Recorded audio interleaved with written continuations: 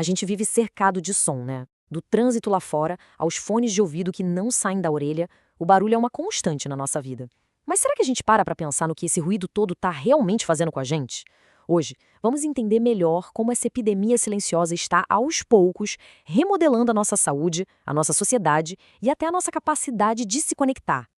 Pode parecer uma pergunta simples, né? O que é ruído? Mas a resposta, olha, é bem mais complexa do que parece. Para a gente entender o impacto real dele, a gente precisa de uma definição que vá além do gosto pessoal e que chegue no dano objetivo que ele pode causar. O pesquisador R. Murray Schafer dá uma definição que é um ótimo ponto de partida. Ruído é um som indesejável. Direto ao ponto. É o som da furadeira do vizinho no domingo de manhã ou aquela buzina no trânsito parado. É uma definição subjetiva, claro, mas a coisa não para por aí, não. E é aqui que o negócio começa a ficar mais interessante. Pensa só num show de rock. A música alta não é só desejável, é o que se espera. A gente paga por isso. Só que mesmo sendo um som que a gente quer ouvir, se expor aquele volume todo é objetivamente prejudicial para a nossa saúde auditiva. Isso mostra que o problema do ruído vai muito, mas muito além da nossa preferência. Agora, vamos dar uma olhada no que a ciência já descobriu sobre os efeitos concretos do ruído no nosso corpo. E olha, não estamos falando só de um incômodo, não. A gente está falando de danos de verdade, que dá para medir e que afetam tudo: o corpo, a mente e até o nosso comportamento.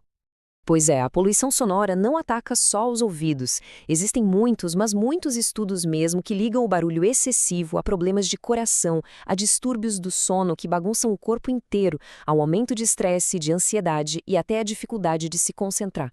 E o mais impressionante, esses efeitos continuam acontecendo mesmo quando a gente acha que já se acostumou com o barulho. O nosso corpo continua reagindo. 85 decibéis. É importante guardar esse número. A exposição por muito tempo a sons acima desse nível pode causar danos que não têm mais volta para a audição. Para a gente ter uma noção, isso é mais ou menos o barulho de um trânsito pesado ou de um liquidificador ligado. Em muitas cidades e locais de trabalho, a gente está o tempo todo exposto a níveis maiores que esse, muitas vezes sem nem se dar conta do perigo. Isso aqui mostra muito bem a diferença entre um susto passageiro e um dano para a vida toda. Sabe aquele zumbido no ouvido depois de um show? Isso é o que chamam de desvio temporário. É um sinal de alerta do corpo. O problema é que exposição contínua leva ao desvio permanente. E aí o estrago é sério. Nesse caso, as células supersensíveis do nosso ouvido são destruídas. E é para sempre. Não tem conserto, não tem cura. A única saída é a prevenção. Mas olha, o impacto do barulho não fica só no nosso corpo. Ele se espalha pela sociedade, mexe com o jeito que a gente se relaciona, que a gente convive e, inclusive, como esse excesso de estímulo todo pode acabar levando a comportamentos de risco. O sociólogo Zygmunt Bauman já falava desse mundo com laços mais fracos, com mais frustração. E um ambiente barulhento o tempo todo só piora o cenário. Deixa a gente estressado, irritado, com menos paciência. Essa tensão sonora pode ser o estopim para conflitos. Análises de segurança pública já mostraram que ambientes com barulho no talo, como em alguns encontros musicais e festas, podem sim acabar virando palco para comportamentos de risco e até violência. Então, o que a gente tem é um ciclo bem perigoso. Primeiro, a gente é bombardeado por som de todo lado. Com o tempo, os nossos sentidos meio que ficam anestesiados. A gente para de ouvir de verdade, só aguenta o barulho. E o resultado disso? Uma sociedade mais passiva, menos conectada e, como Bauman falou, cheia de uma frustração guardada que, a qualquer momento, pode explodir. Tá, mas no meio desse bombardeio de som todo, para onde a gente corre? A resposta, olha só, tá no oposto disso tudo, nos sons da natureza, no silêncio que eles trazem.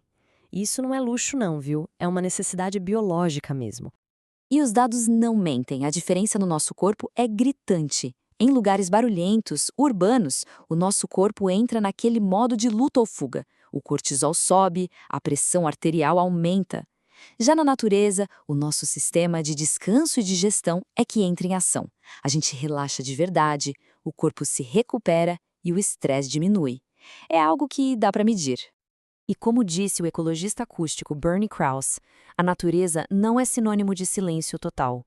Pelo contrário, ela tem uma ordem sonora, uma harmonia. É como uma sinfonia super complexa e equilibrada que, diferente da bagunça sonora das cidades, tem um efeito que comprovadamente nos restaura, nos cura. Então, Quando a gente põe tudo isso na balança, a conclusão é uma só, e é bem clara. De um lado, todos os danos para a saúde e o aumento de riscos sociais. E do outro, os benefícios enormes que os sons da natureza nos trazem. Fica óbvio que a conta não fecha. O risco que o ruído moderno oferece é muito, mas muito maior que qualquer benefício. Ok, se o problema é tão grande assim, o que a gente pode fazer? A mudança talvez não comece em grandes leis ou políticas, mas sim dentro de cada um, na forma como a gente percebe o mundo através dos sons. A solução que se propõe é uma espécie de educação da escuta. O que é isso? É basicamente parar de só receber o barulho de forma passiva e passar a ser um ouvinte ativo, um ouvinte consciente. É como reaprender a ouvir de verdade, a prestar atenção nos sons que estão à nossa volta, a valorizar o silêncio e a fazer escolhas melhores sobre o ambiente sonoro que a gente cria. E para fechar, fica aqui uma reflexão. Numa cultura que parece ter medo do vazio, que preenche cada segundo com algum tipo de som, o que será que a gente está perdendo no meio do caminho? O que a gente poderia descobrir tanto sobre o mundo lá fora quanto sobre nós mesmos se a gente simplesmente parasse um pouco para escutar o que o silêncio tem para nos dizer? Fica aí a reflexão.